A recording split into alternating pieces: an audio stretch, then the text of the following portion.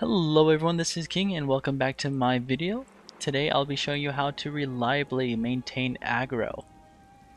Now there are many methods to maintaining aggro and tanking of course, but this one I am fairly happy with and confident and I wanted to share, and hopefully you'll find this informative and helpful as well. If you have any other methods that you use to tank, please share with us. Leave it a comment below and share with the world. Let us know how you use your tanks and share your success. If it works, if it doesn't work, we would like to know. Now if you enjoy this content, be sure to follow for more Xenoblade 3 content. I do post daily, so please do that. If you have any questions, please leave a comment and I'll be sure to respond to you as well. Without further ado, let's get right into it. I am in chapter 7, so this is mid-game. I would consider this mid-game aggro generation. Early game, I never really had issues with it. Later game, I did whenever our attackers start becoming broken. Like the moment we got Seraph with a 1k attack, insane, and the Monk, which constantly deals out 30 to 40 to 60,000 damage every 10 seconds with Raging Force. It basically fusion arts, quick draw, destructive charge into Raging Force every 10 seconds. It's insane damage, and the damage can be very nutty. So what I've concluded is there's no skill out there that can keep aggro. So we're gonna have to cheat the system, okay? And by cheating the system, I mean applying a debuff on the enemy that forces them to look at us. And I don't mean taunt, because for some reason taunt doesn't work, okay? I don't know why, maybe I'm just retarded. Taunt does not work. But what does work is target lock. Now we're going to revolve our whole entire premise around target lock, which is one of the Zephyr's skill called Glow Ring.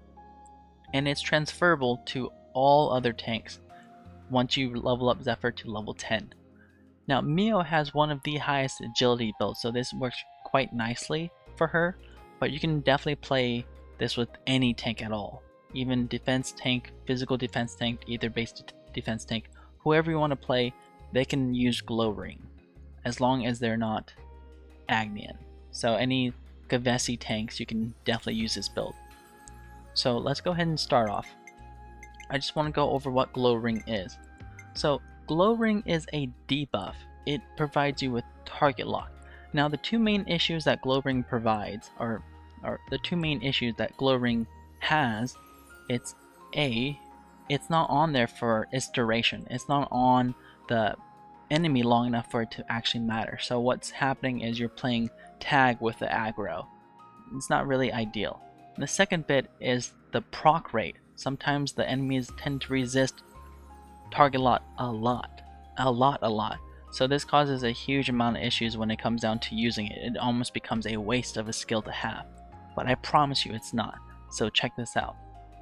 So for Glow Ring, the premise you want to do around Glow Ring is to make sure to have the art recharge as fast as possible. So one of the best things about auto attack recharge is the faster you attack, the faster you recharge. So you're going to base your gems solely on that. You're going to have Steady Striker and Double Strike. It will give you a 27% chance to strike twice. And what this will do is double your recharge for any auto attack based attacks, which are all Kavesi, not Kavesi, but all Agnian classes are auto based recharge. Also with Steady Striker, shortens auto attack interval by 27%. Once you max this out, it's like 40%, but right now 27% of 2 seconds. A average auto attack is every 2 seconds. You'll auto attack every 2 seconds. So 1 Mississippi, 2 Mississippi, you'll auto. 27%, 20 seconds of that is like maybe 0.5, so you're now autoing every 1.5 seconds. So the faster you're autoing, the more you're going to have that recharge for your skill, and the more chance you're going to have that 27% chance to strike or for it to proc twice and for you to attack twice. So that basically means you're going to have a quick recharge for those arts. And for this one, you also want to use Refined Incantation because it extends duration timers of debuffs. That's right, debuffs. So target lock is considered a debuff.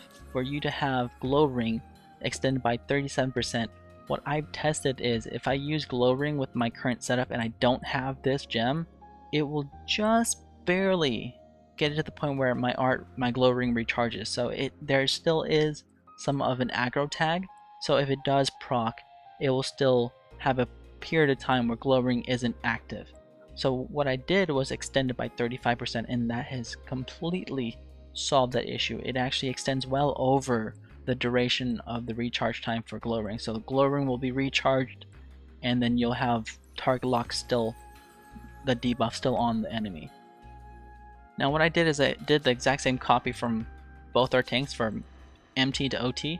So if you don't proc glow ring, OT will proc glow ring.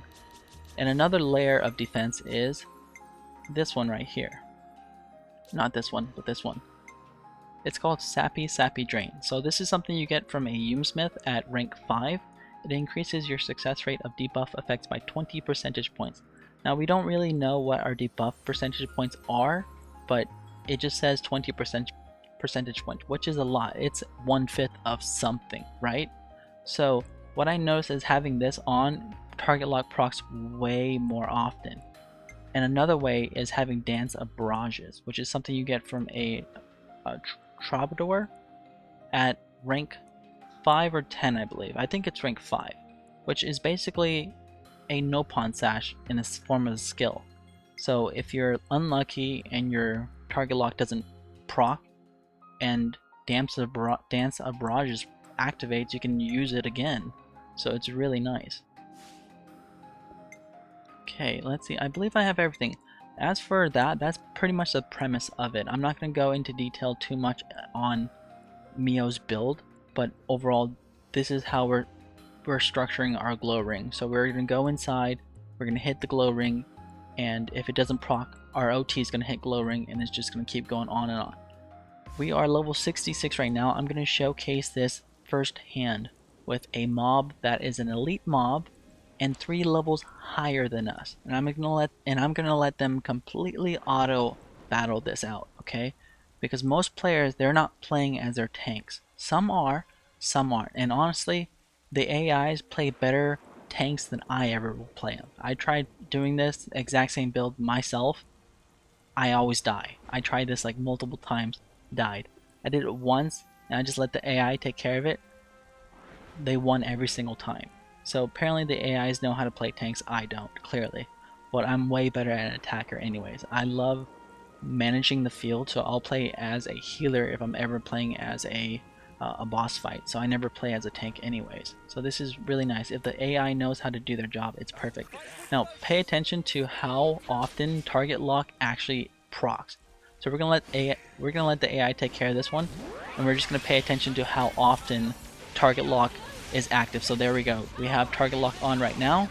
It is that key with the upside down triangle, and we're just gonna let the AIs handle it.